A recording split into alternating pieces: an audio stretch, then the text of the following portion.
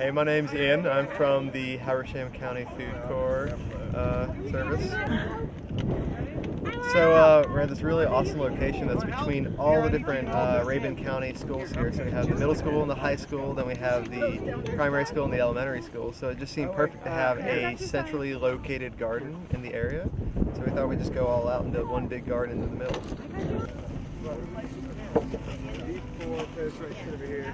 We may have to borrow the hatchet there to flatten out a couple sides, but we're going to use these four. Okay. The farm to garden people wanted to have a site here that we can use for kids and be able to do some hands-on learning and to raise some food. They've been doing a lot of taste tests and a lot of other things. And so this was a perfect spot because it's between the high school and middle school, which is down the hill, the primary school and the elementary school, which are up the hill, and all the buses and parents come up and down through this road, and so they get to see the garden, so it gets great exposure here. It's also a beautiful spot in the mountains and a good use for the place to have that outdoor classroom and all the things they want to use to help the kids learn about where food comes from. Right now,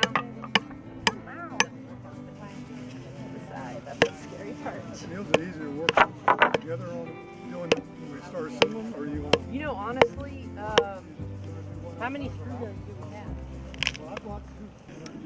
I think the gardens especially bring the community into the program because just like you can see today where there's so much community participation and volunteerism, getting out and working on things like that.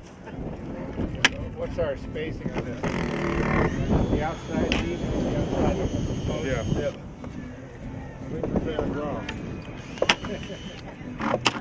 This is their classroom, so they'll have building a podium over there so the kids can, someone could be instructed to what to do. Yeah.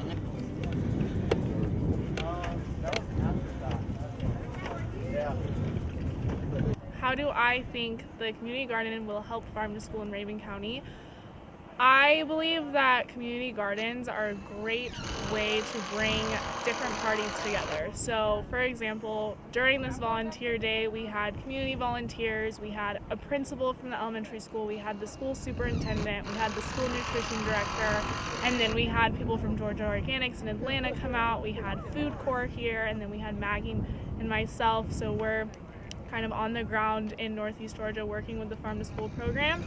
And so getting all of those people together to work toward a community garden just shows how much power it has. And in the future, I think this is going to be a great way to get the schools more involved in the Farm to School program, make this garden accessible to teachers to use with their students, get the nutrition department to use it and learn alongside the students. I know half kohlrabi, half pop choy, and then we have our broccoli and cauliflower. Those will split a bed.